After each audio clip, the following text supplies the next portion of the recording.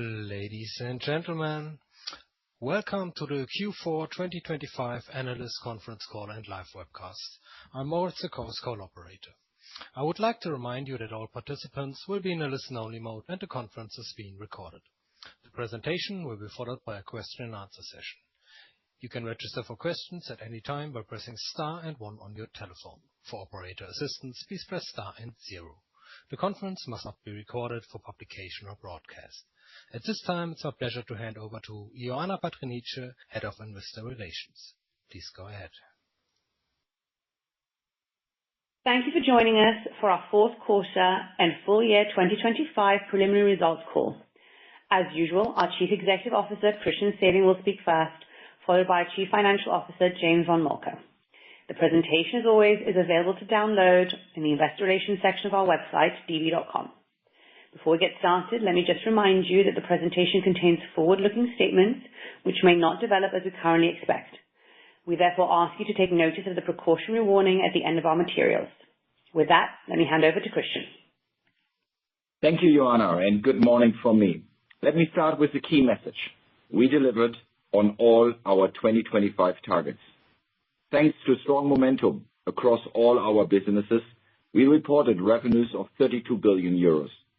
This represents compound annual revenue growth of 6% since 2021, the midpoint of our target range of 5.5% to 6.5%. We self-funded this growth by achieving 2.5 billion euros of operational efficiencies and delivered a cost-income ratio of 64%, in line with our target of below 65%. Asset quality remains solid. Credit loss provisions at 1.7 billion euros are down year-on-year and in line with our most recent expectations. We delivered record profits in 2025 with pre-tax profit of 9.7 billion euros and net profit of 7.1 billion euros. Post-tax return on tangible equity was 10.3%, meeting our full-year target of above 10%. We see this as a great start towards our commitment of greater than 13% by 2028. We are also delivering on our capital objectives. We finished the year with a strong CET1 ratio of 14.2%, even after a number of capital headwinds absorbed in the fourth quarter. James will detail these shortly. And thanks to our robust organic capital generation and delivery of our capital efficiency program, we again raised distributions to shareholders. With a proposed €1 dividend per share and an authorized share buyback of 1 billion, distributions in respect of 2025 will represent 2.9 billion euros, in line with our 50% payout commitment. As a result, cumulative distributions for 2021 to 2025 would reach 8.5 billion euros, exceeding our original 8 billion euro target. And we will be looking to do a further share buyback this year. And importantly, over these last few years, we have significantly strengthened our foundations. We have positioned Deutsche Bank to further increase value creation in the years ahead by scaling our global house bank. Let's look at how we delivered the improved profitability. As we explained at our investor deep dive in November, we have transformed Deutsche Bank into a simpler, more focused business with a significantly improved financial profile. We delivered on our revenue ambition of around 32 billion euros this year, an increase of 7% compared to the prior year, or 26% since 2021, due to our diversified business mix and revenue composition. Cost discipline remained strong in 2025. Non-interest expenses came in at 20.7 billion euros, down 10% year-on-year. We kept adjusted costs broadly flat and achieved a material reduction in non-operating costs, reflecting lower litigation expenses. Our 2025 cost base is nearly 1 billion euros lower than in 2021, a reduction of around 4% over this period. Operational efficiencies enabled us to self-fund foundational investments in our technology architecture, control environment, and client franchise. This cost reduction, combined with our strong revenue growth, created significant operating leverage. In 2025 alone, we delivered operating leverage of 17%, and our pre-provision profit was 11.4 billion euros, up threefold since 2021. This resulted in record profits in 2025, with pre-tax profit of 9.7 billion euros, up by 84% year-on-year. The improvement in our profitability was delivered through the successful execution of our global house bank strategy across all our divisions, as you can see on slide 4. All 4 businesses have delivered a reduction in their cost-income ratios and substantial improvement in profitability since 2021, leading to double-digit returns in 2025. Corporate Bank delivered revenue growth of more than 40% since 2021. The revenue mix benefited from a normalized interest rate environment and, importantly, from our actions to increase fee income. This helped us to deliver stable revenues in 2025 despite lower rates and FX pressures. Going forward, the action we took in recent years mean the Corporate Bank is well positioned to scale the global house bank model by further leveraging our global network, product capabilities, and client relationships.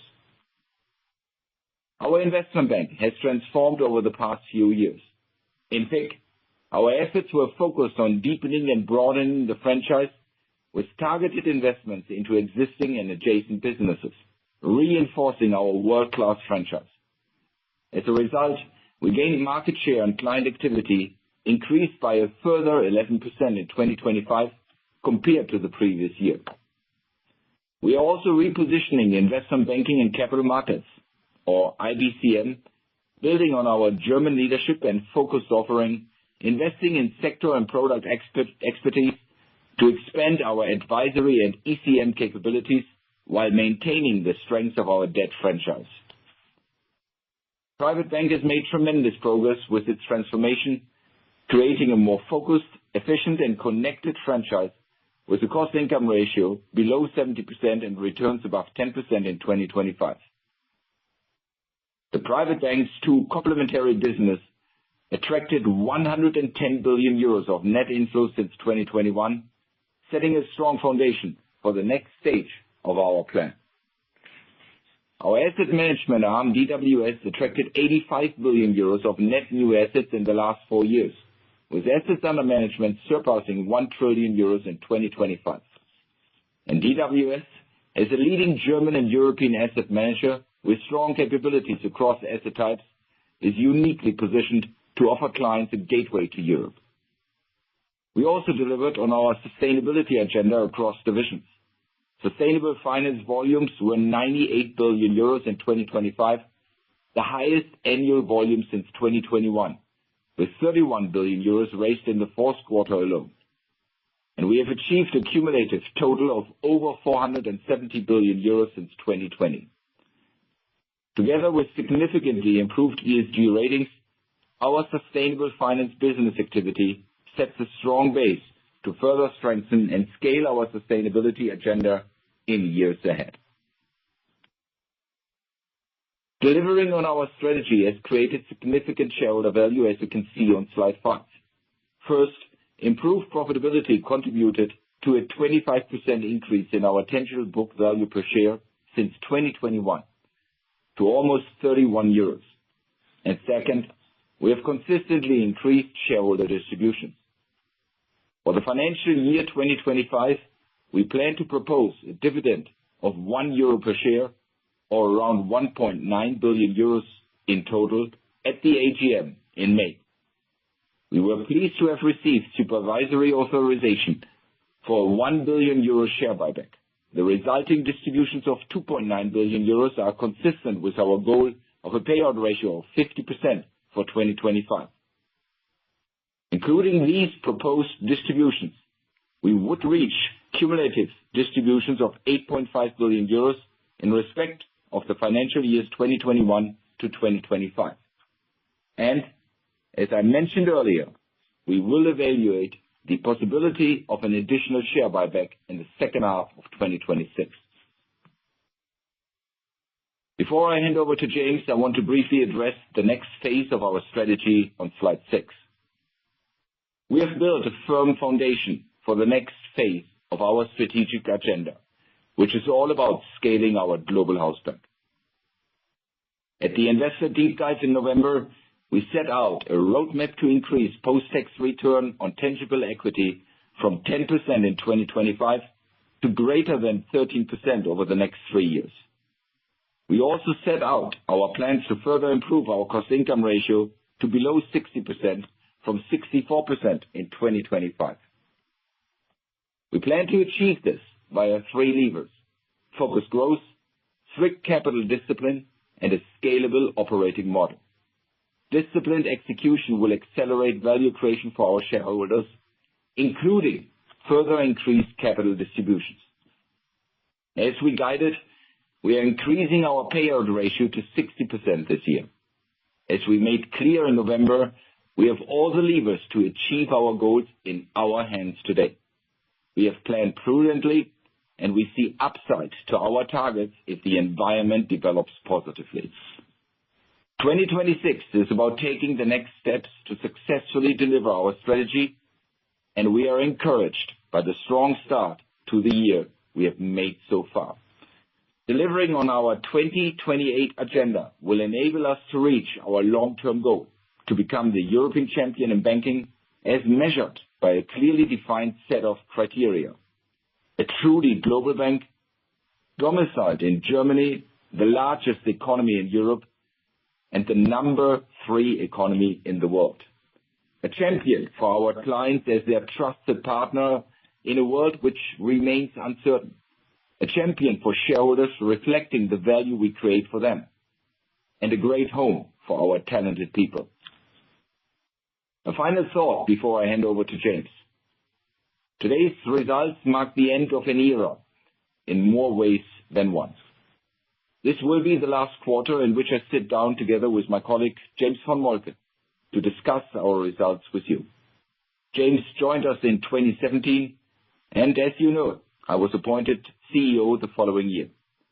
Since then, James has been a fantastic partner and a trusted counselor on Deutsche Bank's journey of transformation.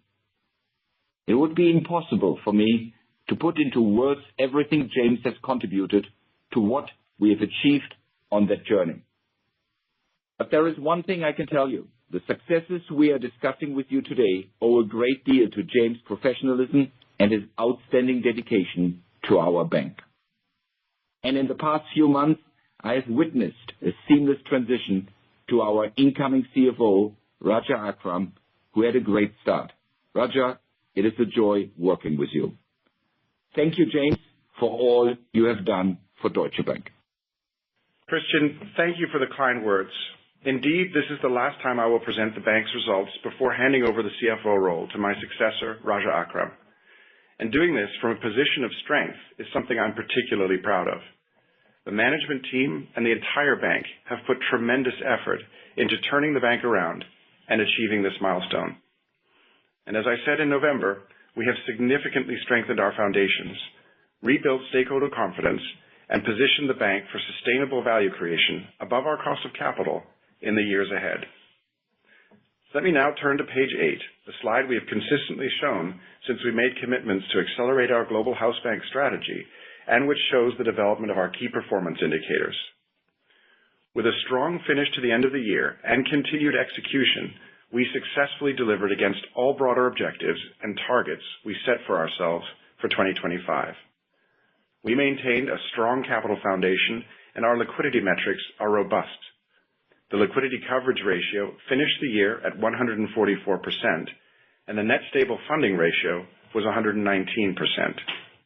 And let me add, the proposed 2.9 billion euros of capital for dividends and share buybacks, which complete our distributions in respect of 2025, are already deducted from our CET1 capital, such that the 14.2% CET1 ratio represents an excellent starting point going into 2026. With that, let me now turn to the fourth quarter and full year highlights on slide 9. Our diversified and complementary business mix enabled us to generate revenue growth of 7% year-on-year, both in Q4 and for the full year. With normalized non-operating costs this year and adjusted costs broadly flat, fourth quarter and full year non-interest expenses were 15% and 10% lower, respectively, year-on-year. Our full year tax rate was 27%, benefiting from the German tax reform and the geographical mix of income. We expect the 2026 full year tax rate to be around 28%. In the fourth quarter, diluted earnings per share was 0.76, bringing the full year to 3.09 euros, while tangible book value per share increased 4% year-on-year to 30.98 euros. Before I move on, let me share my usual remarks on corporate and other, with further information in the appendix on slide 37. D&O generated a pre-tax loss of 109 million euros in the quarter, primarily driven by shareholder expenses, legacy portfolios, and other centrally held items, partially offset by positive revenues in valuation and timing differences. Let me now turn to some of the drivers of these results, starting with net interest income on slide 10. NII across key banking book segments and other funding was 3.4 billion euros for the quarter and 13.3 billion for the full year, in line with our plans when adjusted for FX effects. The private bank continued to deliver steady NII growth and improved its net interest margin by around 30 basis points year-on-year, reflecting higher deposit revenues and the ongoing rollover of our structural hedge portfolio. Momentum continued in FIC financing with sequential growth in NII supported by loan growth. Corporate bank NII was slightly up quarter-on-quarter, reflecting a significant deposit increase, which positions us strongly going into 2026. Overall, for 2026, we expect NII across key banking book segments and other funding to increase to around 14 billion euros. We expect this increase to be supported by targeted portfolio growth in both deposits and loans, but the largest contributor will be structural hedge rollover, of which around 90% is locked in through swaps. You can find details on the benefit from the long-term hedge portfolio rollover on slide 25 of the appendix. Turning to slide 11, we maintained strict cost discipline throughout the year and delivered adjusted costs in line with our guidance at 5.1 billion euros for the fourth quarter and 20.3 billion euros for the year. As in prior quarters, compensation costs were up on a year-on-year basis, primarily reflecting higher performance-related accruals. For the full year, higher deferred equity compensation and the impact of increasing Deutsche Bank and DWS share prices also played a role. Non-compensation costs were down across categories, both in the fourth quarter and the full year. And, similar to last year, fourth quarter bank levies were mainly driven by the UK levy. With that, let me turn to provision for credit losses on slide 12. Overall, provision for credit losses was stable in the fourth quarter, as an increase in stage 3 was offset by releases in stages 1 and 2. Full year provisions stood at 1.7 billion euros, 7% lower than in 2024, despite elevated macroeconomic and geopolitical uncertainty and ongoing headwinds in commercial real estate. Net releases in stages 1 and 2 provisions were mainly driven by improved macroeconomic forecasts, with additional benefits from portfolio effects, partially offset by a net increase in overlays. Key stage 3 drivers were higher provisions in the corporate bank and CRE-related provisions in the investment bank, including one larger single-name event. Private bank provisions returned to a more normalized level. Wider asset quality remains resilient, and we continue to expect provisions for credit losses to trend moderately downwards in 2026 relative to 2025. Turning to capital on slide 13, our fourth quarter Common Equity Tier 1 ratio came in at 14.2%, a decrease of 30 basis points compared to the previous quarter, with a 44 basis point reduction related to one-off effects as discussed last quarter. These effects included the discontinuation of the transitional rule for unrealized gains and losses on sovereign debt and the annual update of operational risk-weighted assets, impacting the ratio by 27 basis points and 17 basis points, respectively. Higher market risk-weighted assets reduced the ratio by 9 basis points as trading activity picked up to more normalized levels in the quarter, while credit growth was offset by a securitization benefit. The impact of these items on the ratio was partially offset by 21 basis points of capital generation, reflecting our strong fourth quarter earnings, net of AT1 coupon and dividend deductions. Our fourth quarter leverage ratio remained flat at 4.6%. The discontinuation of the aforementioned transitional OCI filter had an impact of 6 basis points. The 10 basis point reduction relating to an increase in cash and reverse repo was more than offset by a 13 basis point increase due to our €1 billion AT1 issuance in November and the other CET1 capital increase drivers. Now let us turn to performance in our businesses, starting with the Corporate Bank on slide 15.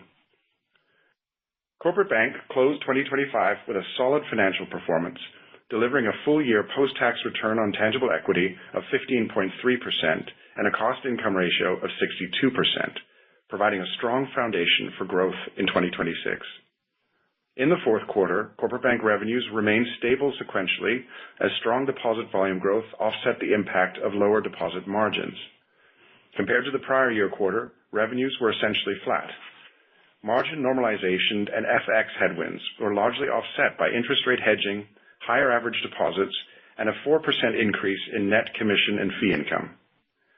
Deposit volumes increased significantly by €25 billion in the quarter, driven by strong growth in sight deposits towards year-end. This underscores the strength of our client relationships and product capabilities. Adjusted for FX movements, loans grew by €2 billion sequentially and by €7 billion year-on-year, driven by both flow and structured transactions in our trade finance business. Non-interest expenses were essentially flat sequentially, reflecting disciplined cost management and down year-on-year due to the non-recurrence of a litigation matter. After low levels in prior quarters, higher provision for credit losses reflect a few Stage 3 events in the middle market. However, we do not see the most recent quarter as evidence of a pattern. For the full year 2026, we expect a modest increase in Corporate Bank revenues with accelerating sequential growth as the year progresses. Remaining interest rate and foreign exchange headwinds will impact the year-on-year comparisons in the first half of the year, temporarily masking the underlying business momentum. As these effects diminish in the second half, we expect the year-on-year growth to be more pronounced. I'll now turn to the Investment Bank on slide 16. Revenues for the fourth quarter increased 5% year-on-year, driven by ongoing strength in FIC.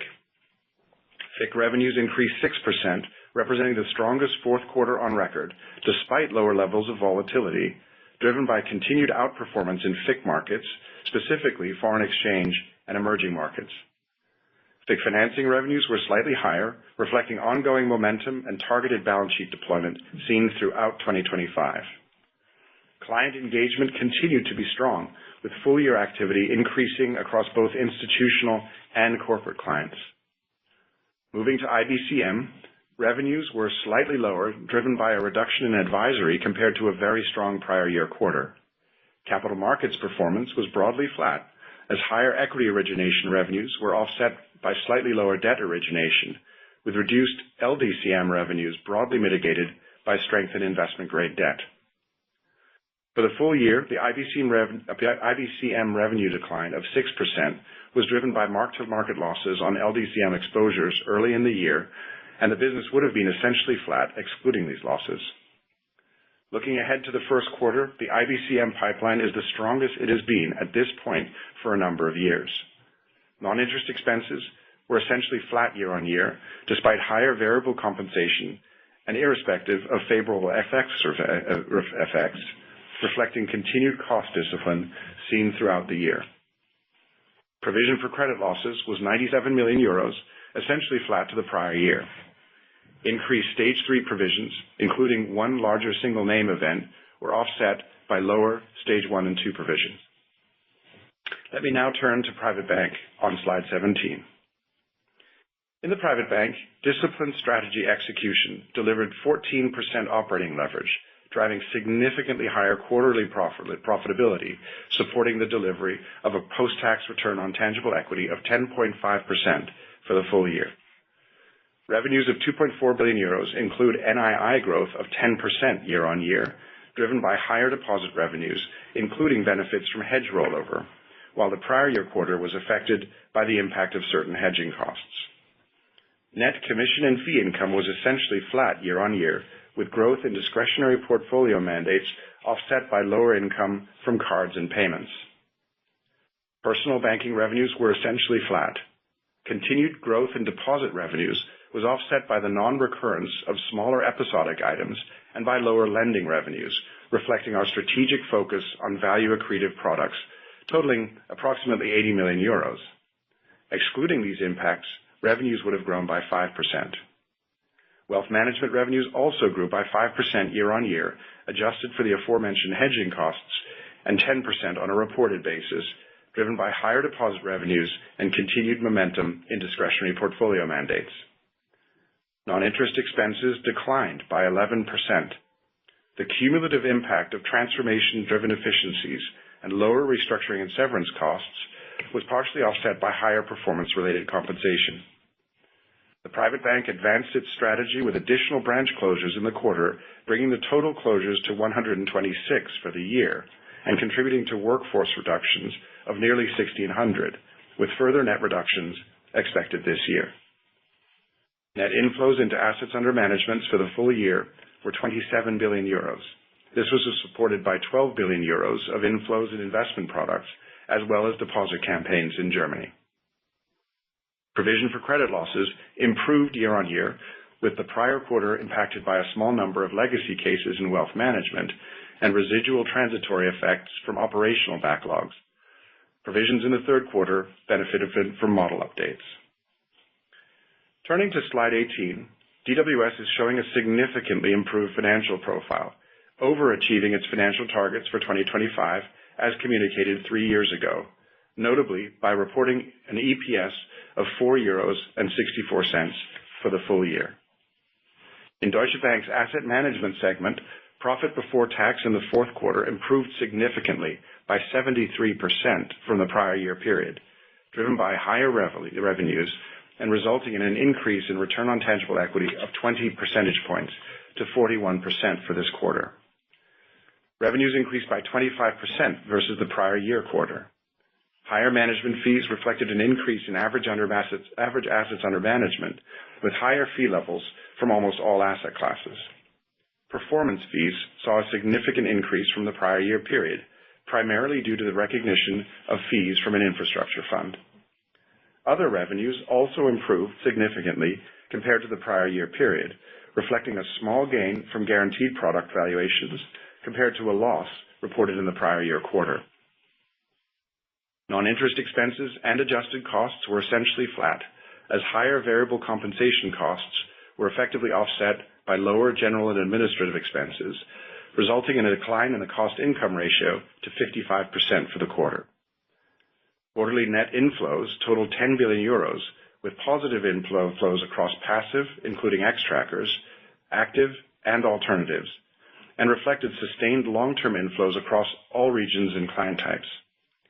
The total inflows also include 5 billion euros of net inflows in cash products, which were partially offset by 2 billion euros of net outflows from advisory services. Total assets under management increased to 1.08 trillion euros in the quarter, driven by positive market impact and the aforementioned net inflows. As you may have seen in DWS's disclosure materials this morning, DWS upgraded its ambitions for 2028, raising its EPS growth target to 10 to 15% per year and setting a performance and transaction fee contribution of 4 to 8% per year of net revenues.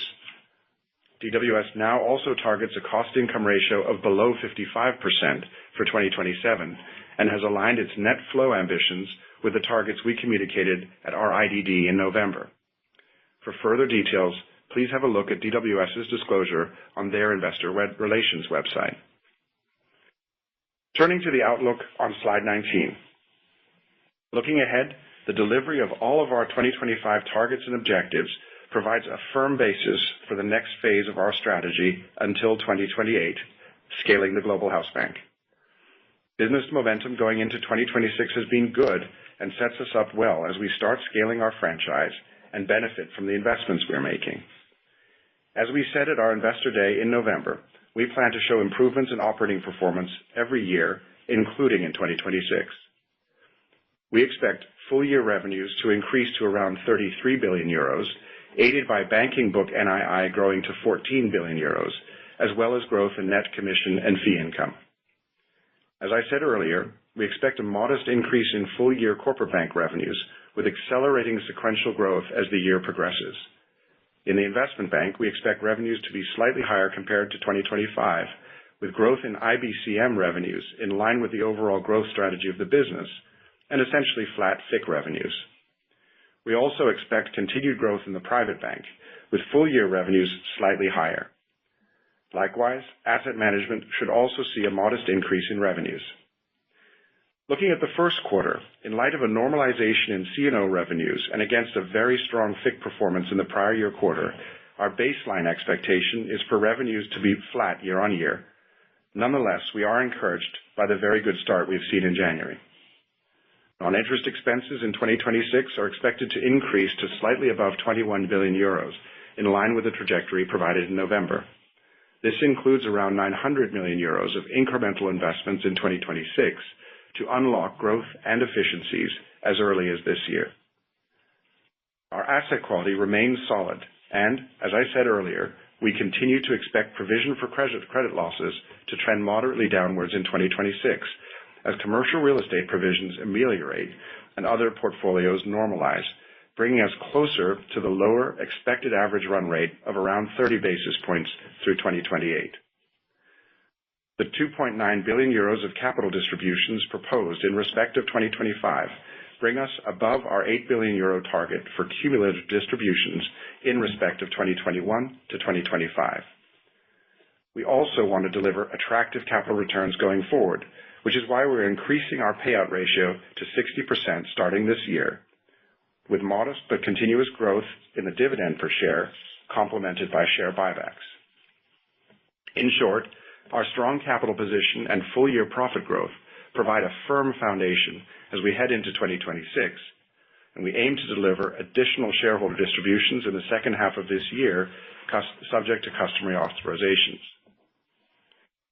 As Raja rightly said in November, we are ready to scale Deutsche Bank with focused growth, strict capital discipline, and a scalable operating model at its core.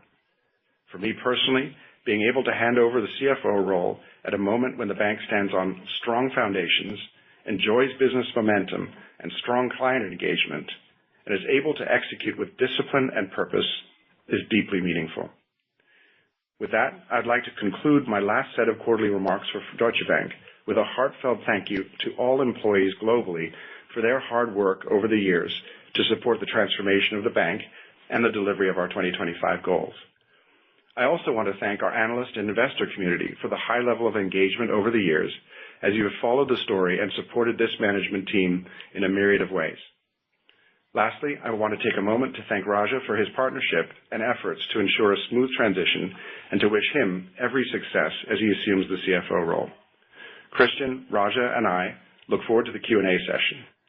With deep dedication, thank you, and I'll now hand back to Ioana. Thank you, James. Operator, we're now ready to take questions. Ladies and gentlemen, we will now begin the question and answer session. Anyone who wishes to ask a question may press star and one on their telephone. You will hear a tone to confirm that you have entered the queue. If you wish to remove yourself from the question queue, you may press star and two. Questioners on the phone are requested to disable loudspeaker mode and eventually turn off the volume from the webcast while asking a question. Anyone who has a question may press star and one at this time. One moment for the first question, please. And the first question comes from Nicolas Payen from Kepler Cheuvreux. Please go ahead. Yes, morning. I just wanted to start by thanking you, James, for all your help and support throughout the years. It was much appreciated. I'm wishing you the best for your next chapters and happy to welcome Raja. Then I have two questions, please. The first one is regarding your revenue guidance. Maybe could you clarify a bit how you intend to reach the 33 billion of revenues with, for instance, as you mentioned, high CEO, which was pretty strong, and also the FIG trading, which you mentioned had a very strong start in January. And maybe also how the what are the FX rates that you have assumed in your guidance, and if the recent moves had any impact on it. So yeah, what are the different moving parts for the revenue picture in 2026 and also in Q1? Then, still for 2026, the operating leverage is likely to be rather limited as we invest quite significantly in the business. I think you mentioned 900 million at the last IDD. So if you could elaborate on what are you spending the money on and how this will support your business going forward. Thank you very much.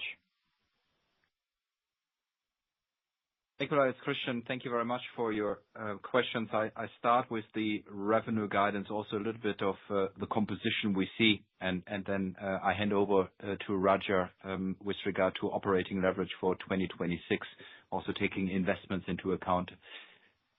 Look, first of all, I'm really happy, and not to stay too long about that, what we achieved in 2025, because it's nothing else than a very, very solid starting position for the next era of growth for Deutsche Bank. You have seen that actually the momentum is in each and every business. Also in business like the corporate bank, even if it looks like a nominal number that we have a reduction 25 versus 24. If you really take out the interest rate pressure and you think about the operating growth which we have achieved, and it's a very, very positive story. And that is actually something which we see continuing in 2026. We actually anticipate continued growth in every operating business in 2026, with a little bit of different levels and different dynamics at divisional level. As we said in our prepared remarks. Corporate bank, modest increase, full year, over 25, in particular with accelerating sequential growth, as the year progresses. So, all I can see also with, the discussions we have with our clients on lending, with the investments we have done into our fee business, I can see that this is ramping up. Then from our NII guidance we have, there is a clear sequential growth in the second half, and that will lead actually that corporate bank will see a modest increase year over year. To be honest, in this regard, the overall situation which we are facing in this world, the geopolitical uncertainties, the way the corporate bank works with the investment bank, and I said it before, but it's coming more and more through that we are seen as the European alternative also outside Europe for the clients, is gaining momentum, and therefore I'm very positive that we see an increase in the corporate bank. Investment bank, we also see the revenues to be slightly higher compared to 2025. Now driven by IBCM, we said that also in our prepared remarks. We do believe that the investments we have done, but also that actually the movement which we have seen in IBCM US is going more and more into Europe, is gaining traction. And if only the last 8 weeks is a guide in terms of pitches we have done, mandates we have won, in particular here in Europe, then I'm very optimistic that Alison's strategy to reposition IBCM, in particular on the advisory side, is actually being very, very successful. On top of that, if I just look at our sort of say existing and traditional business in the IBCM business, like a debt origination, super strong start in January, and I do believe that this is further pushing the growth. Now, you see, we are conservative, and that is because we have actually planned FIG to be sort of say essentially flat for the year. Again, if the last 3.5 weeks are only a guide for what is happening, I think then this is very conservative. But it gives us the buffer for further increases, and also potentially compensating other items. So really good start, and again, the momentum we see in the investment bank, be it on the trading side, but also on the advisory side, very, very good. Private bank is simply expected to show continued growth with full year revenues higher than last year. Where does it come from? From both sides. Personal banking, I talked in November very extensively with Claudio about the chances we have on the investment side. You have seen over the last 2 months, actually, what has happened in Germany when it comes to the restructuring of the pension system in Germany. More and more efforts and emphasis is put on private pension. And here we have a huge chance, and we see it simply by looking our assets under management in the personal banking, how it's growing. And on the wealth management side, to be honest, I'm very happy with the progress Claudio is doing, not only what he has shown in 25, but actually that he is continuing and is actually executing on the growth in terms of hiring people. And we have seen, I think, in the first 3 weeks of January, we have already, from his anticipated growth, 24 people, relationship managers on the platform. Another 40 have been hired. And there you can see that everything we told you in November is playing out, and it will go into growth. And if I just look at the assets under management, it plays favorably. So private bank larger or higher than last year. And asset management, likewise. I mean, you saw last night's ad hoc and also the reaction this morning. Very good job by Stefan Hoops. I think he has positioned DWS in the asset management as the European alternative. We see the growth in that business, and I'm confident that also asset management over a record year in 25 sees another increase. Now, if I put this all together, we will be at 33 billion euros. And again, I just gave you a little bit of feel how January started, that it's not only confidence, I have a bit of hope. And that brings me to hope in terms of doing even more. Now, that brings me to Q1. Q1, we plan essentially flat over last year. Never forget that last year we had a fantastic Q1, in particular in the investment bank and in FIC. Now, again, I think it's a right plan to do this. However, if I see the first 3.5 weeks in FIC, then there is hope that we can even overshoot that. And therefore, I do believe what we see right now is that the positioning in each of the 4 business is having a real momentum, is helping us. And if I then see the 33 billion of revenues which we will have in year 2026 compared to the quality of revenues in 2025, where we will also benefit from C&O, and the benefit from C&O will be lesser in 26 and 25, it's even a better bank. And that makes me so confident that we have strong qualitative growth in each of the business. Roger, would you take the other question? So hi, Nicholas. This is Raja. Thanks for taking my first question. I take it as a incoming CFO. I think you had 2 questions. One was on FX and what we had planned around that. I think we know the December FX at which is where based on our planning is around $1.18. Today we're around $1.19. It has implications on both top line and the expense. But at this point where we sit, given the magnitude of our revenue and expense base, I think it's completely manageable. Obviously, we will evaluate it if there any course of change. On the other question that you had about operating leverage, you're absolutely right. We committed in the Investor Day to $1.5 billion investment program over the next 3 years, of which almost less than a half was slated for 2026. But let me also remind you, we also signed up for $2 billion of operating efficiencies over the same period, which also begin in 2026. Now, the mix of investments and the operating efficiencies obviously is different given it's our first year. So that will obviously have an impact on our reported operating leverage. I'm not a big fan of doing things excluding things, but I would just say that the underlying operating leverage of the business is extremely strong. And what we are really excited about is that with these investments, the incremental operating leverage that we'll generate in 2027 and 2028 will be exponential. So yes, but that said, we are absolutely committing to actually having positive operating leverage starting in 2026. And as Christian said, let's see how the revenue trajectory plays out and also how our calendarization of the investments plays out, because obviously that's something that we completely control. But at this point, we are absolutely committed to our expense guidance in the IDD, which was, if you remember, around 3% over 2025. Thank you very much, both. Then the next question comes from Flora Bocahut from Barclays. Please go ahead. Yes, thank you. Good morning. First of all, James, thank you from me too, and obviously wishing you all the best. Moving to the questions. The first question is on the excess capital usage. You just closed the year now at 14.2% CET1. That's after the distributions that you announced today.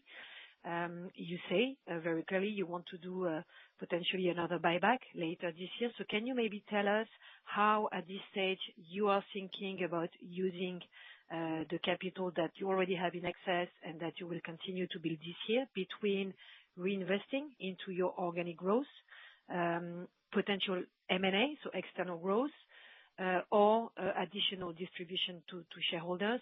And can I also maybe just clarify on FRTB if there's any new news regarding the magnitude and the timing on the capital walk? The second question would actually be on the deposits, because there was a good deposit growth this quarter. And actually, we have more and more banks that are talking about tougher competitive pricing across various geographies. Obviously, Germany is a market where we continue to see appetite from some of your competitors to try and gain share. So can you maybe elaborate on what it is you expect, in terms of the deposit volume growth as well as pricing, especially for Germany, but actually for the various markets? That would be helpful. Thank you. Thank you. Thank you for the question. So let me start with capital.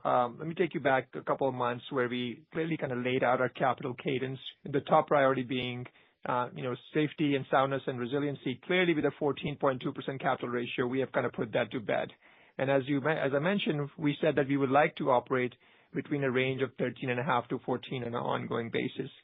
James talked about the authorized capital distribution that is already coming for 2026. And I think we also have now a plan to start an in-year buyback rhythm, which we did not have previously. So, we expect that we will be doing buybacks during 2026. And obviously, the cadence of that will be dependent on how the revenue and trajectory is going and the timing. So we're absolutely committed to that. I will also remind you that from an M&A perspective, it was kind of on the bottom of my list of capital hierarchy. We remain open to opportunities, as every management team should be. But from our perspective, and Christian and I share the same view, that it has to fit various criteria of strategy, culture, financial, before we will consider that. So at this point, if it was up to us, we would like to return to the shareholders because they deserve it. And in fact, we're generating a lot of capital that needs to be deployed. And if we see business opportunities, we will do that. But with a 14.2% ratio, honestly speaking, we feel pretty well set up for business opportunities that should allow us to continue with our buyback rhythm. On FRTB, I think we had mentioned at the Investor Day, for the purposes of planning, we actually had left that in there. Now, look, if you were to ask us today, in the absence of concrete information, that assumption probably looks a little bit conservative in terms of us assuming that was going to come as planned. So we remain hopeful that the right thing will be done there from a European perspective. And then at that time, obviously, we will make a change. The last part on deposits, it's clear that there's been some competition and there are teaser rates that competitors are bringing in. We're actually running a campaign on private bank right now. And after the 3 weeks of January, actually, we're pretty confident that our planned growth strategy for deposits is going to work out. We think that our value proposition and our access is something that is not that easily replicable from people coming outside. Same thing on the corporate bank. We have not seen too much deposit pricing trends changing. There's been some stability in the payouts. But remember, on the corporate bank side, it's just not a matter of pricing. It's the capability that comes with it. Do they have the operational reliability? Do they have the network to move cash around? So in that sense, with our very unique footprint on corporate, with corporates around 60 countries, it kind of gives us some advantage of continuing to take operational deposits without having to compete on price. And last thing I'll say to you, and this might be the first 3 weeks of January, but I think the good challenge that we may actually face this year would be actually an abundance of riches, where we may actually have to decide which deposits do we really want to take versus turn down. So at this point, I would say we feel pretty confident about our ability to potentially meet or exceed our deposit targets. Flora, just to add one comment on the regulatory question, and I completely agree with Raja. I witnessed over the last 12 weeks, but in particular over the last 4 weeks, and this can also be an impact of all the geopolitical discussions, a real reconsideration on the European side, what happens with regulation. And therefore, the word simplification, the word reduction of regulation in certain items is gaining speed. You have heard our chancellor. There were discussions also around Davos on that topic. So completely agree. While we don't have now a concrete decision on FRTB, I would be more than surprised, actually, if this would come into play. And therefore, we see that as an absolute cushion in our plan and an absolute advantage that potentially on this side we have also planned too conservatively. Understood. Thank you very much. Then the next question comes from Chris Hallam from Goldman Sachs International. Please go ahead. Yeah, good morning, everybody. Two from me. First, on CLPs, you've guided for them to come down year over year in 2026 and then trend down towards 30 bips. How much of a step down should we expect this year? Consensus, I think, has around 150 million. And what trends are you seeing both in Q4 last year and in the start of this year that give you confidence on that trajectory? That's my first question.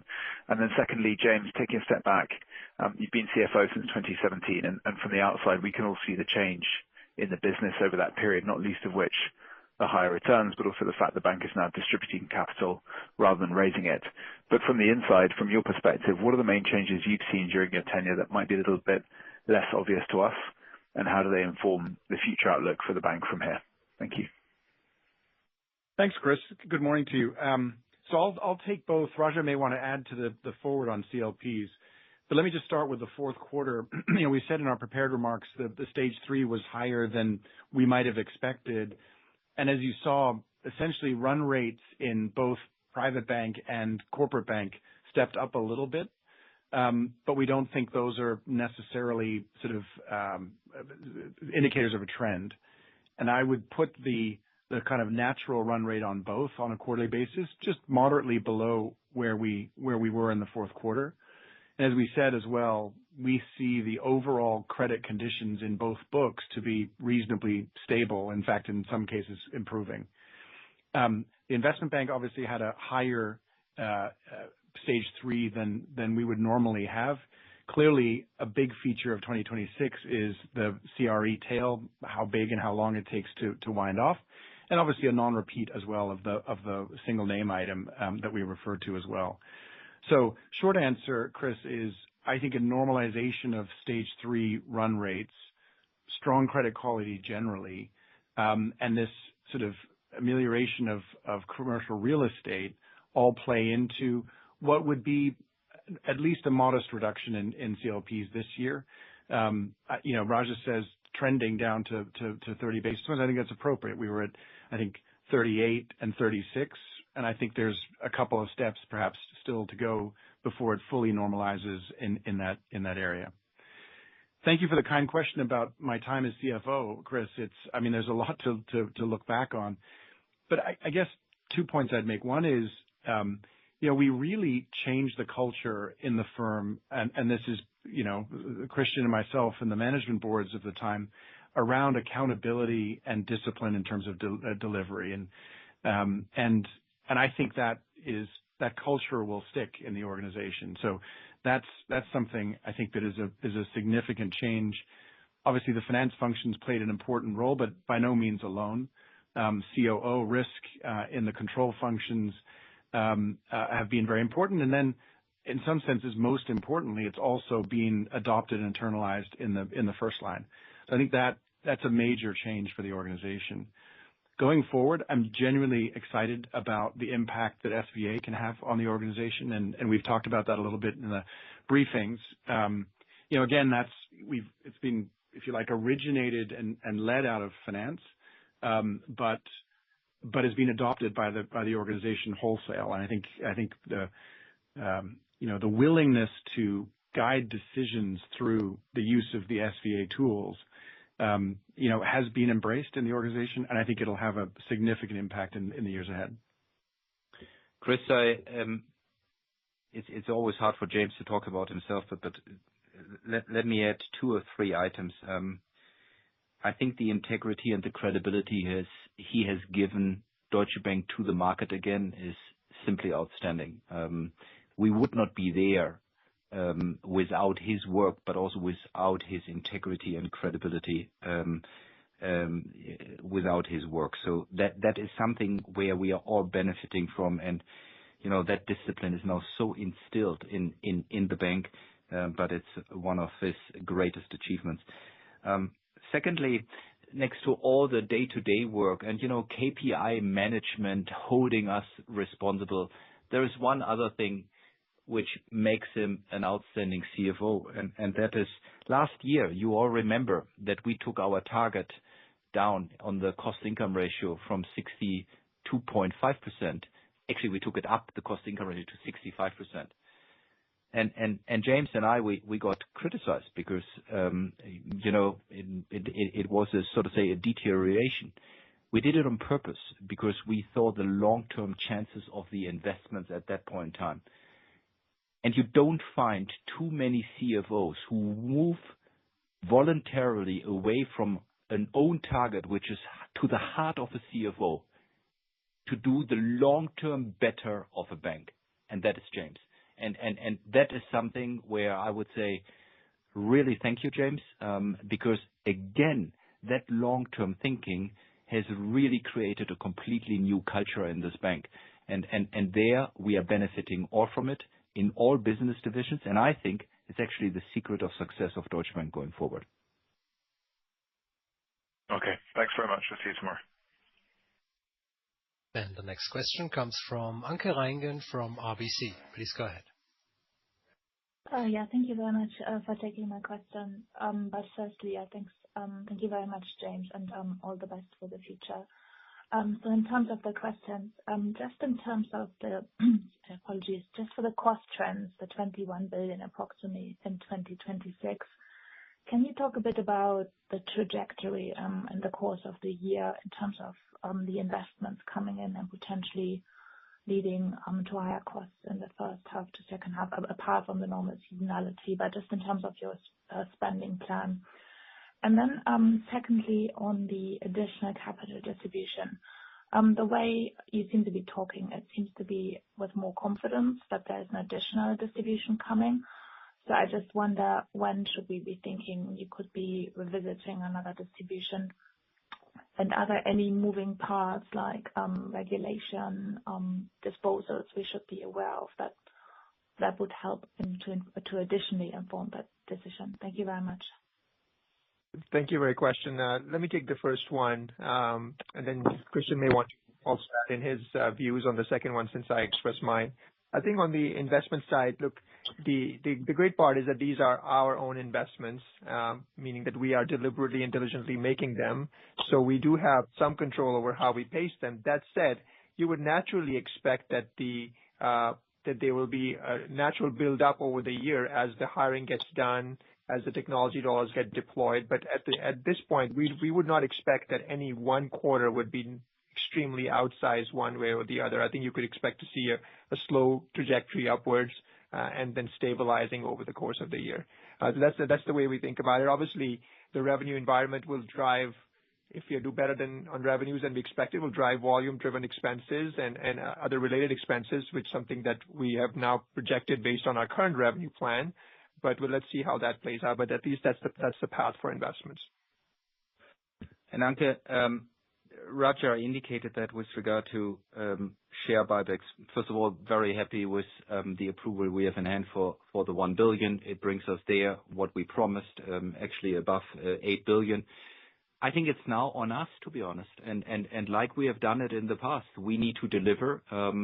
Again, in my view, it's now Q1 and then also obviously Q2.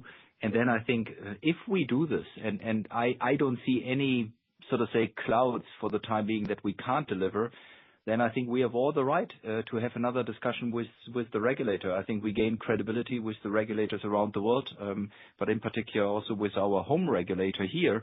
And if we deliver on our plan, to be honest, and if we are showing capital ratios like we do it right now, there is no reason why we shouldn't ask for another one. Now, to give you a confirmation when this is exactly happening, it's too early. We should be fair. Let's deliver first, but we have done this for the last 5 years, and therefore I'm confident that we will also do it this year.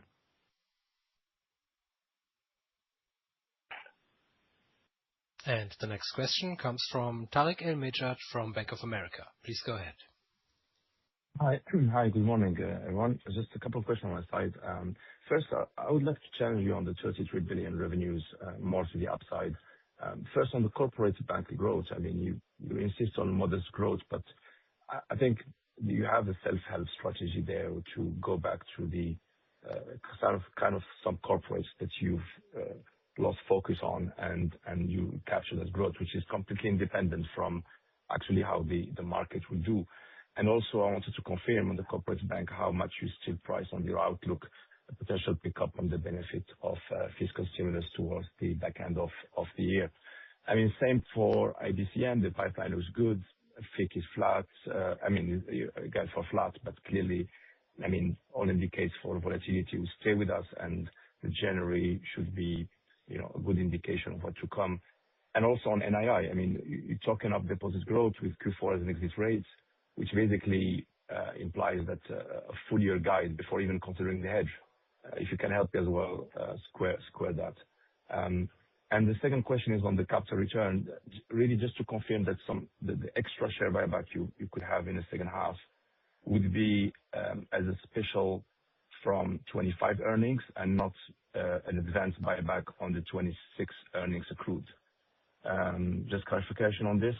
And lastly, I don't know how much you can comment on the news yesterday on this remainder AML issue. I don't know how much you can say on that. Thank you. Thanks, Tariq. Let me take the first question, and I'll let Christian respond to the penultimate question. Look, I think we actually feel pretty good about the 33. The reason that I feel good about 33 is because it is not dependent on any one business delivering outsized performance, but actually everybody doing a little bit better than what they did. Now, the corporate bank is an interesting question, and I fully appreciate why there's a little bit of skepticism on that. But honestly speaking, that is the one that I actually have the most conviction on, because under the surface, what I see is a bank that is actually growing super healthy. Just to put some things in perspective, in the last year, we actually grew net fee and commission income in the corporate bank by 5%, which was almost entirely offset by the margin compression on the interest rate side. And if you look at 2026, we believe we can certainly do better than 5%. And in fact, the margin compression headwinds are now starting to subside, even on a reported basis. So if you just put that together, we should see positive momentum on corporate bank, and what we're seeing on the deposit side, we're doing pretty well. So I think that we actually are in pretty well set up. The other thing, that data point that I'll give you on the corporate bank is that we actually have underlying loan growth in corporate bank that was in excess of 5 to 6% last year, but based on our SVA decisions, we decided to exit or reduce our exposure to a couple of products where we actually didn't want to be in. So the underlying growth of the loan volumes, putting the German fiscal aside for a second, is actually super, super healthy. At some point, the SVA process will play its course, and the loan growth, even on a reported basis, will be much higher. So I actually feel pretty good about the corporate bank because, one, the idiosyncratic FX headwinds and the margin compression, which were all a feature for some of 2025, which made it a very complicated story. In fact, we probably need a separate analyst day just to discuss corporate bank and its trajectory, is all kind of subsiding, giving us confidence that the second half of the corporate bank is going to be showing sequential growth and year-over-year growth. So let me put that aside. The other thing is on the IBCM side, we spend a lot of time with our teams, not just on an aspiration basis. The pipeline that we see today is at least double-digit higher than in 2025. Whether it's on the investment-grade debt, it's on leveraged lending, or it's M&A. So there, too, we are seeing signals that gives us some conviction that the revenue growth will be there. Remember, we are planning for a little bit over 3% revenue growth versus what we have done in the past. So, that is obviously dependent on a flat FIC, which Christian had talked about, so I'm not going to go there again. So lastly, on the interest income side, we are projecting to go to around from 13.3 to around 14 billion. Almost half of that is already kind of baked in with the hedge rollover, and alongside the deposit and loan growth that I mentioned, I think the conviction on interest rates as interest income as it stands today is pretty good. I think our focus now is to make sure that our investments get deployed correctly and as with agility, because we also want to see the one thing that you did not mention. We also want to make sure that our client assets and our net new assets get the same momentum that we want, because that obviously is very value accretive for us. So all in all, I would say, going from 32 to 33 and offsetting some of the CNO headwinds with the corporate bank recovering is actually something that we feel pretty confident about. So on capital, just briefly, Tarek, I just want to make sure you heard us right. Our expectation is that an additional buyback request in the second half of the year would be in respect of 2026 earnings, not 25.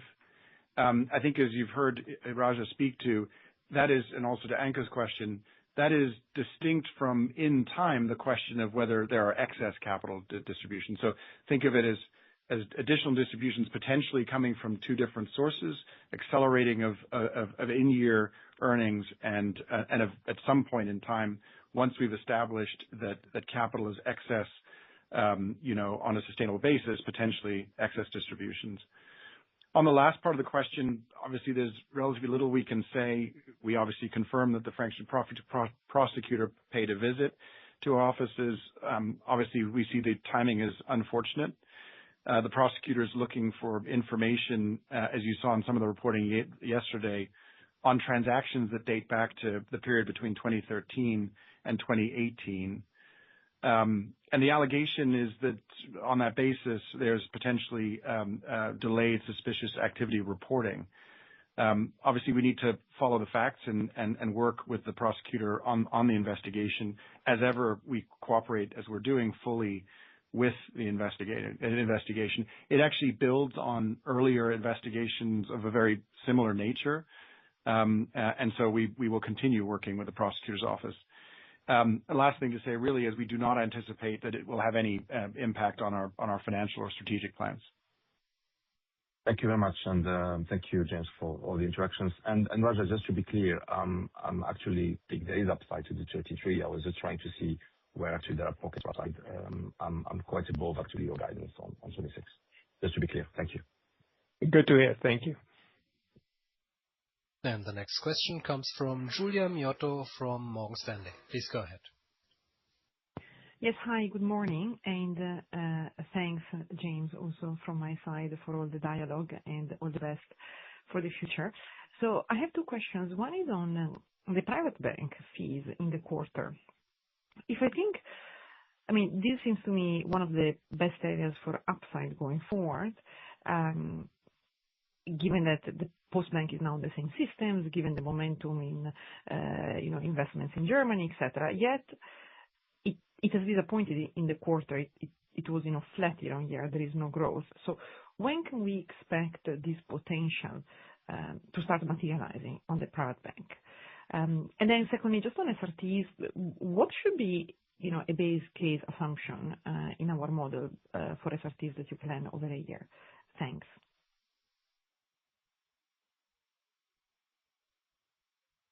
Hey, Julia.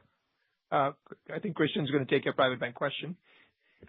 Julia, look, as I said on the first question, overall, year over year, we see a increase in private bank, and again, coming from the domestic business in the personal bank, in particular on the investment side, but then also from, in particular, the growth and the hirings Claudio is doing on the wealth management side. And that I actually expect that, based also where the markets are, that I expect an increase already in Q1. It is not something which is just backdated, so to say, to the third or to the first quarter. I see a continuous improvement on the private bank. And the private bank is in this regard always for me, which I watch with two eyes. Number one, the constant increase in revenues, in particular driven by the investment business, and you see it in the assets under management continuously growing. But at the same time, and Claudio just illustrated that again, that we are working on our costs. We will have another 100 branch closures just in 2026. It is part of our plan. It is, so to say, all in implementation. And you will see that also their operating leverage in the private bank will further continue. And hence, I do believe that already next year or this year in 2026, you will see another nice increase in the return on equity of the private bank. Because last but not least, it's not only the corporate bank which is working from an SVA point of view on certain sub-portfolios where we can do better. Same is done actually by Claudio. And hence, I can see a nice continuous development in the private bank, and you will see it already in Q1.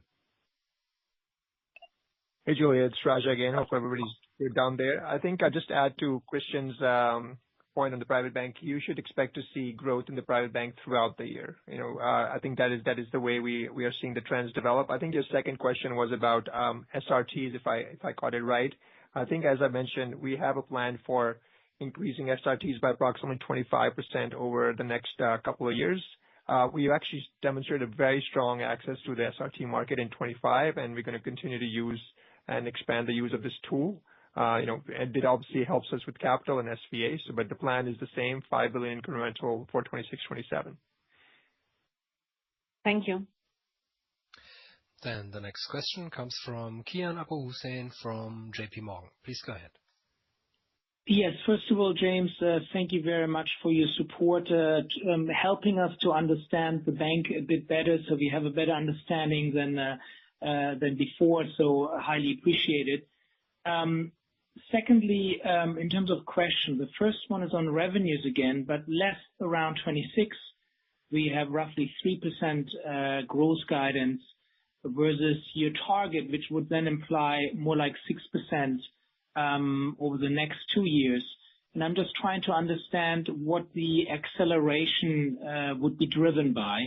I assume it is part of it is a corporate bank where you clearly have a target of 8%, and you're talking about a slight increase. And clearly reviewing the slides of the corporate bank, you talk about a lot of customer acquisition, but I'm just trying to maybe understand and rationalize this higher growth case better, if you could outline that post 26, assuming your base case of 3% roughly gets achieved for this year. And then the second question is on the hedges. They've gone up in terms of contribution going forward, I think 200 and 100 million respectively in the next 2 years. Just trying to understand what drives that. And if I may, just very briefly as well, if you could just talk about CRE US briefly in terms of situation, the way you see it for 26. Thanks.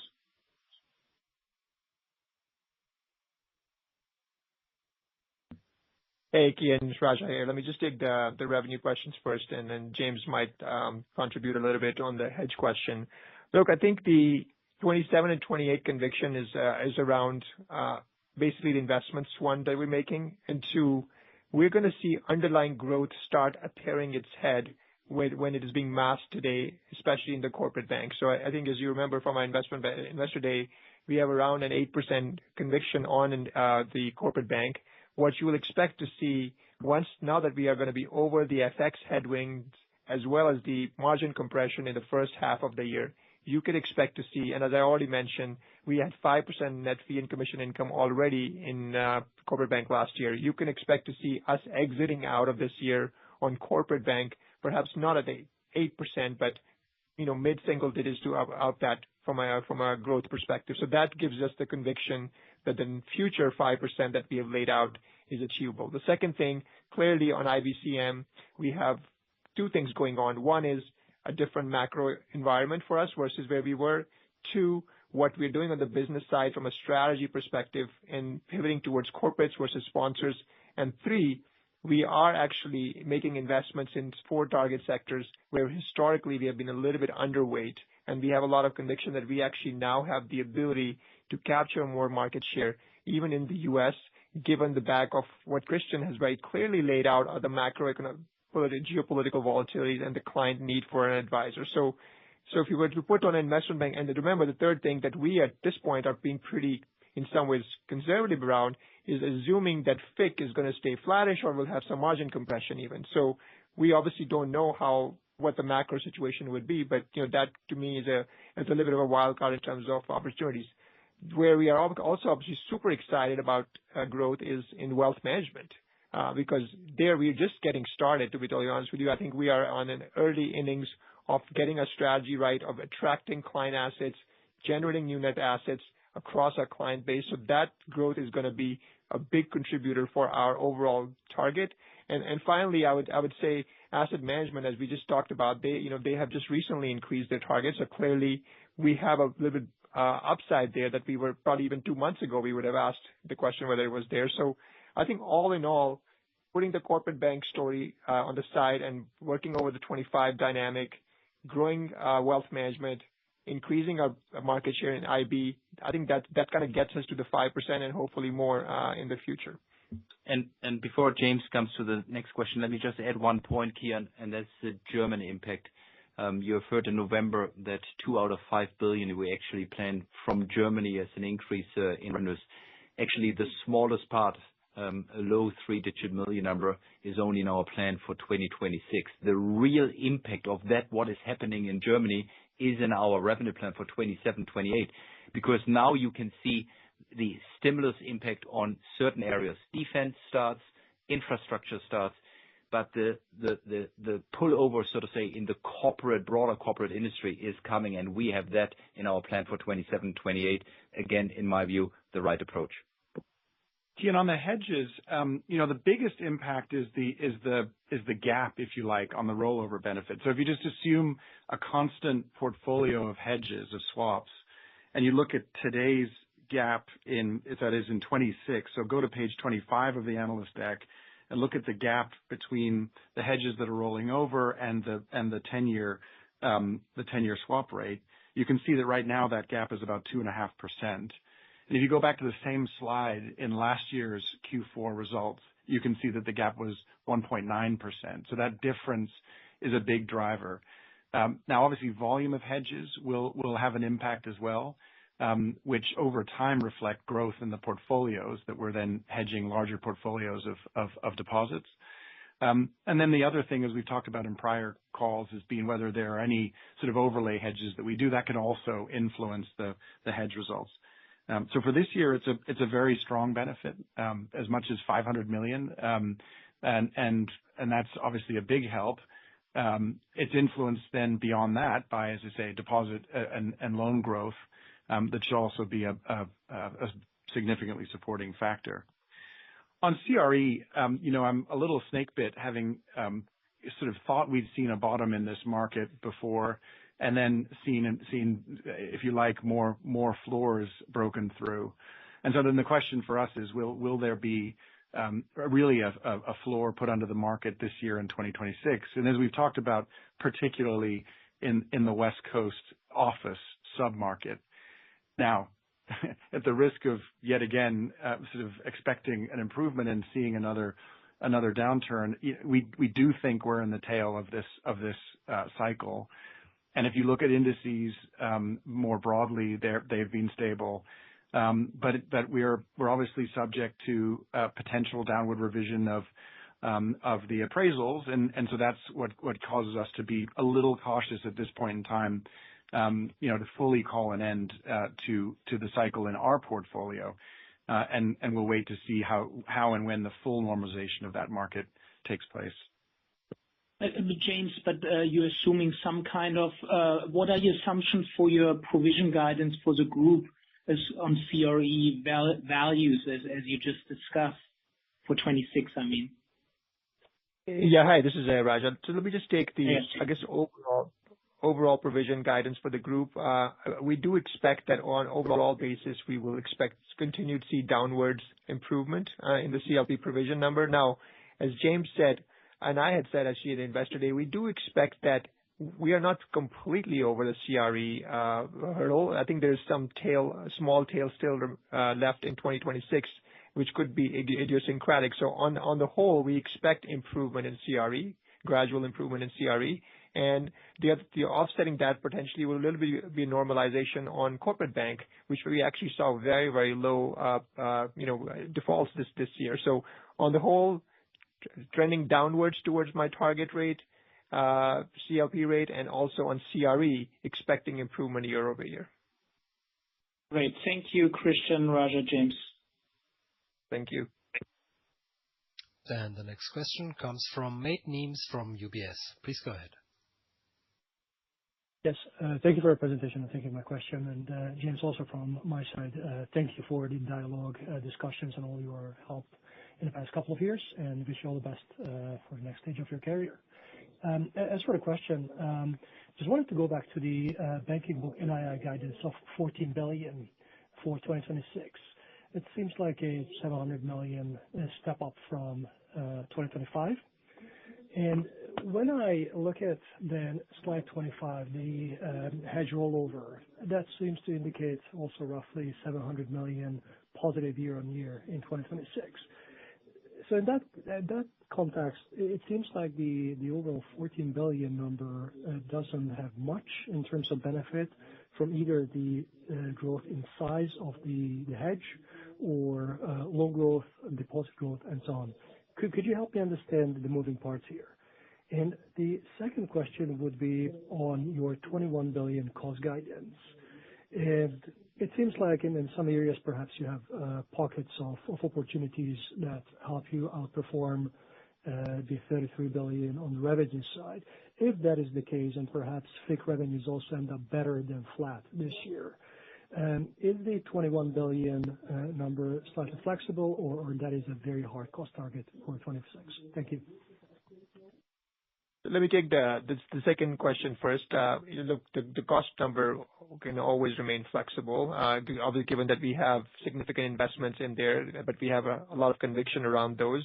And what we have, not me, but James and Christian have demonstrated that they have the ability to be pretty disciplined around costs. So look, I think if the FIC comes out much better than what we expect, I think that's actually a great tailwind to the bottom line for us, because we can manage this organization pretty nimbly. So let's see. But at this point, our best estimate is to be a little bit over 21, assuming that all the investments get made in the calendarization that we have now slated out to be, and the revenues and the revenue mix, more importantly, plays out the way we have thought. So that's kind of our best view at this point. But that said, we are constantly looking for other opportunities to improve our cost base, and that work doesn't stop just when we commit to the plan. That work's going to continue to go on through the year. And if we see opportunities to take some of the productivity benefits that we actually have slated for 27 or 28 and extrade them, we will certainly going to try to do that.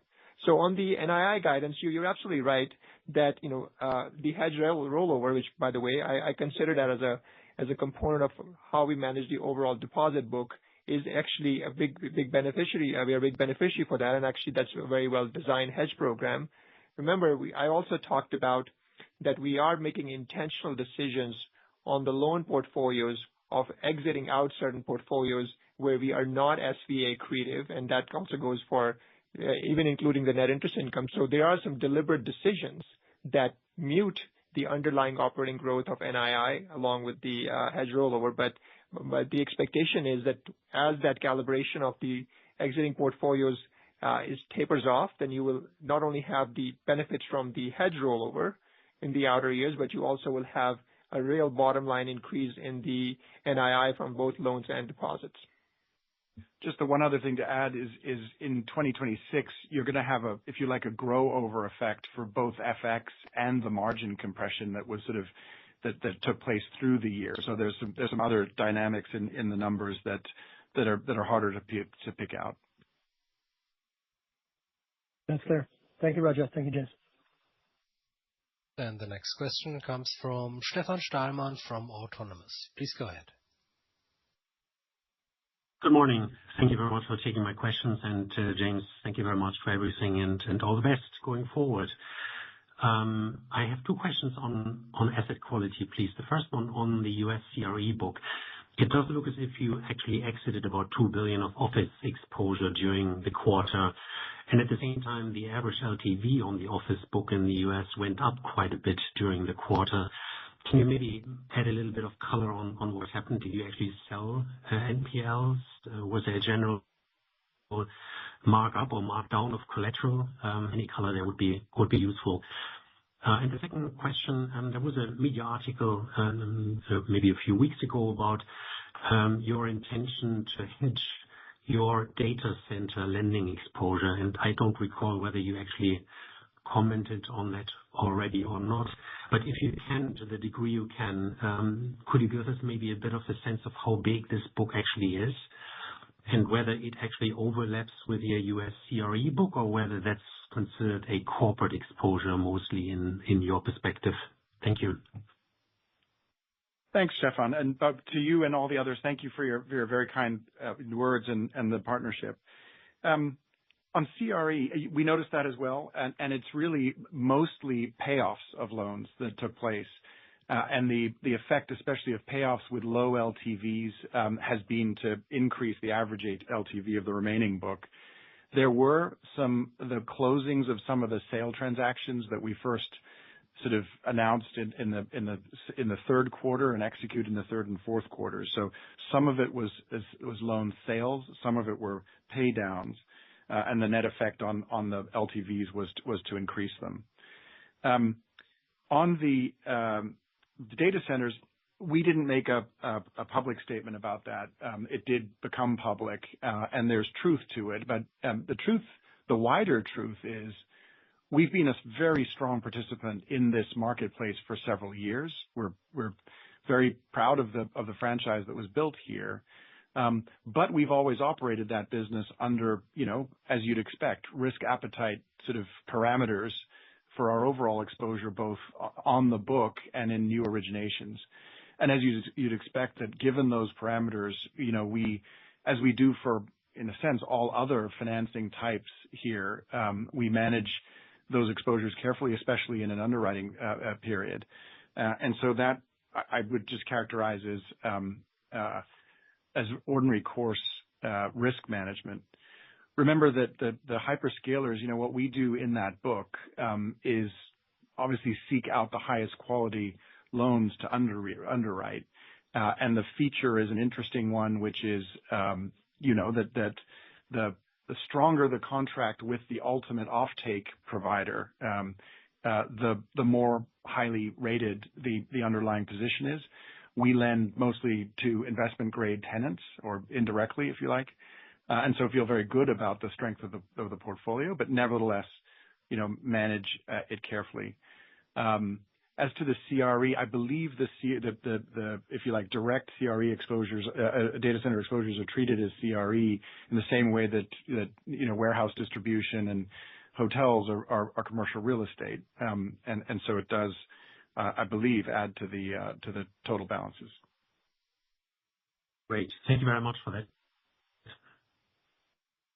And the next question comes from Joseph Dickerson from Jefferies. Please go ahead. Hi, thank you. Most of my questions have been asked, but I guess as you look out in your ability to deliver on your targets for 2028, the market didn't believe you on what you've achieved on this plan through 2025. And if I look out at 2028, it looks like expectations are sitting at least 100, if not 150 basis points below your ROTE target. I guess, what do you think that the street is missing in that regard about your ability to deliver the ROTE that you've outlined? Thanks. Look, let me start, and my two CFOs may want to add the luxury this quarter still. To be honest, I think it's execution and evidence. And if we deliver again on the next step in 2026, and we committed to a gradual improvement year over year, we actually told the street that we will invest a bit more in 2026 in order to capture all the opportunities. I'm absolutely sure that also the street will move its consensus. And to be honest, if I see actually the gap between consensus 3 years ago to the 10%, and where we are now with the gap to consensus to 2028, I think there is a huge amount of credibility we have already gained. It's on us to show that quarter by quarter, year by year. And, we will lose nothing of the dedication and discipline we put into this company going forward. So it's actually nice to sort of say race and beat all the time.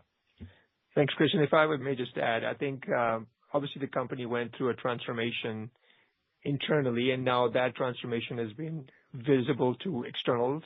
I think at the same time, I think the pivot that we have from now defense to offense, while we have all internally bought off on it and understand what we are doing, there's obviously going to be a natural lag for people to get a full understanding of how we will get there. And I think that's completely understandable.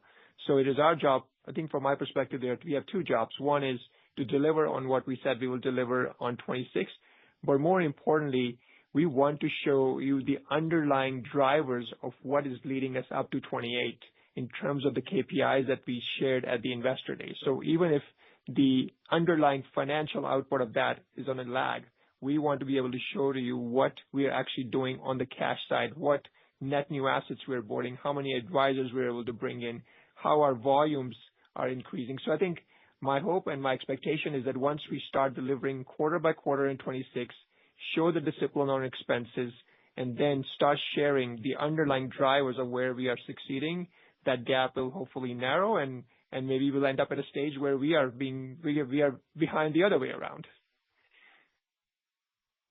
Fantastic. Thank you. Then the next question comes from Jeremy Sigee from BNP Paribas. Please go ahead. Thank you. And thanks and wishes to James from me as well. Couple of follow-ups. One on the NII discussion, and the limited progression to the 14 billion. You mentioned loan portfolio exits. You also talked earlier about negative margin impacts. Are they largely done now, or is there a bit more of the negative margin impact still to come through in 26? That's my first question. And then secondly, just a very broad question for Christian, perhaps. You touched a couple of times on the German stimulus and deregulation programs. I just wondered if you could give some further perspectives on those, particularly from your conversations with corporate clients, and the extent to which they're moving from kind of just thinking about it to actually doing something and preparing concrete plans for investment and borrowing and all that kind of good stuff. Sure. Let me take the first question. Look, we had said on the Investor Day that it was our intention to move our SVA from 40% to 70%. Now, obviously, that was on the business level.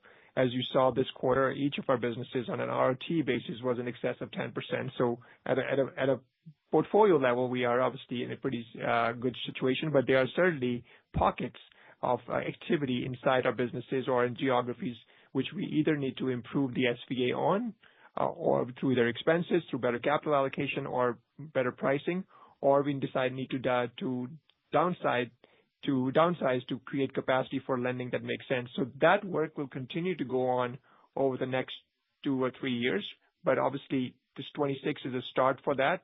So it's a little bit more transparent. On the margin headwinds, we expect that we will probably see they will subsist for the first half of the year, as James said, but we think that we will most likely grow over them in the second half of the year. Especially, it will become a little bit more prominent in corporate bank, where they have been the most impacted by the margin.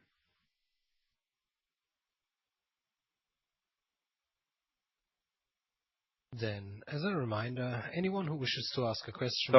Sorry, I was on mute. I just wanted to take the second question, and that is on the German stimulus. We see actually in the fourth quarter and now in the start of the year, the impact of the stimulus, in particular, so to say, in 2 asset classes, defense and infrastructure financing.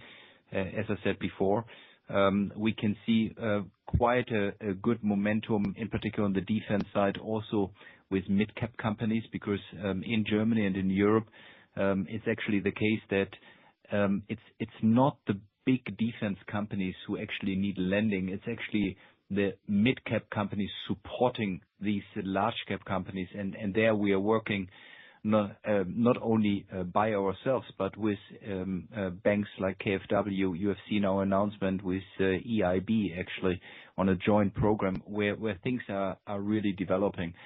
And I do believe, from all that I can see in Germany, but also in Europe, that actually the activity is slowly starting. And hence, from a planning point of view, I outlined that before, we firmly stick to our 2 billion of revenue increase out of the 5 billion coming from Germany. But I think for the right reasons, we have put most of that actually into the years 27 and 28 because it needs preparation. In this regard, although it sounds sometimes differently in the media, the government is doing everything they can in order to focus on competitiveness and growth. We have seen a couple of reforms. Of course, we all wish for even quicker implementation.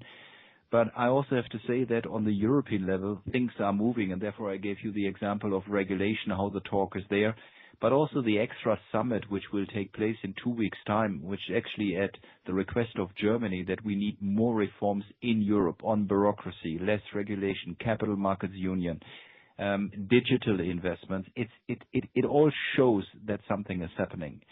And that brings me to the last point where we obviously benefit from.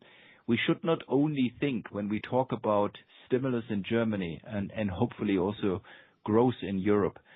The biggest theme in Davos last week, next to all the geopolitical discussions, was actually the investors talking about redistributing their assets. And they are doing it for two reasons.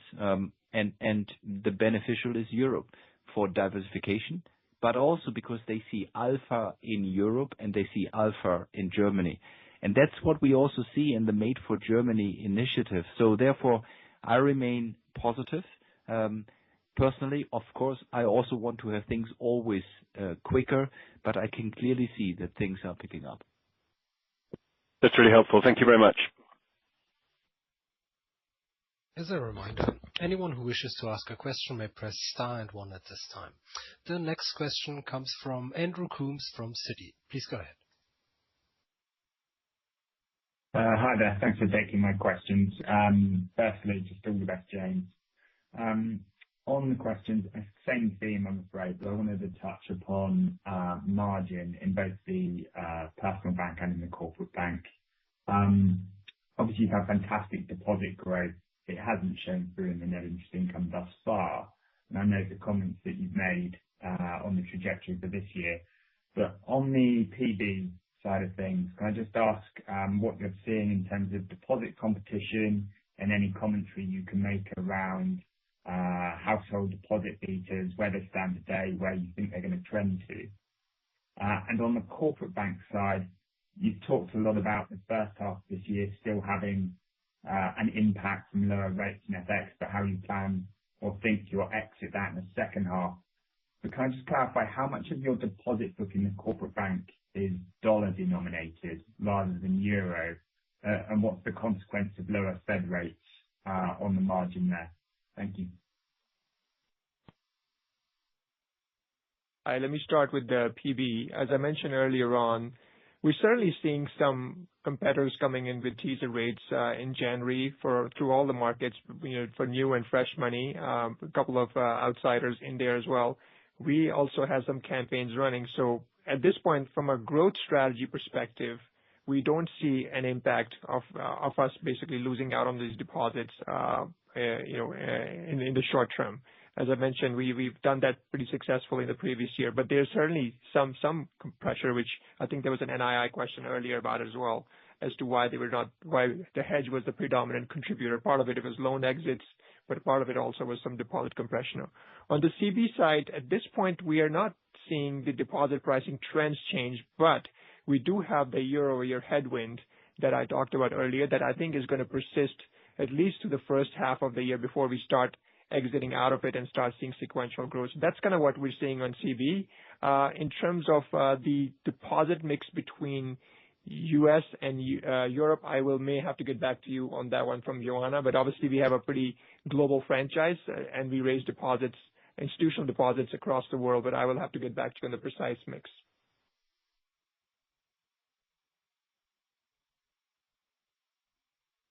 Thank you.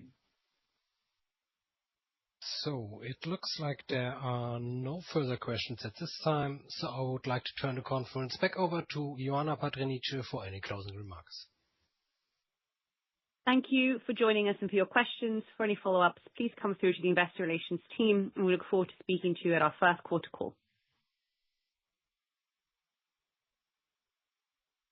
Ladies and gentlemen, the conference is now concluded and you may disconnect. Thank you for choosing Chorus Call and thank you for participating in the conference. You may now disconnect your lines. Goodbye.